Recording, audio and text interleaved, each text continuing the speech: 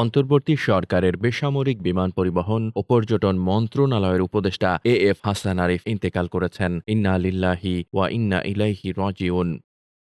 শুক্রবার দুপুরে তিনি রাজধানীর ল্যাবএইড হাসপাতালে চিকিৎসাধীন অবস্থায় মারা যান। উপদেষ্টার একান্ত সচিব মোহাম্মদ নাসির উদ্দিন বিষয়টি নিশ্চিত করেছেন। তিনি বলেন, শুক্রবার দুপুরে বাসায় সকলের সঙ্গে খাবার খেতে বসলে হঠাৎ করে স্যার পড়ে যান। এরপর ল্যাবএইড হাসপাতালে নিয়ে এলে চিকিৎসক দুপুর ৩টা ১০ মিনিটের দিকে তাকে মৃত ঘোষণা করেন। বর্তমানে তার মরদেহ হাসপাতালে রয়েছে।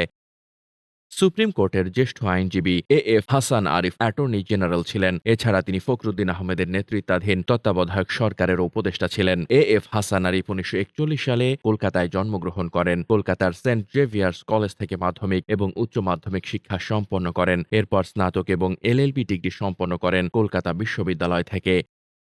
ভারতের পশ্চিমবঙ্গের কলকাতা হাইকোর্টে ১৯৬৭ সালে আইনজীবী হিসেবে কাজ করেন। এরপর ঢাকায় এসে বাংলাদেশ হাইকোর্টে কাজ শুরু করেন তিনি। ডেস্ক রিপোর্ট, বার্তা বাজার।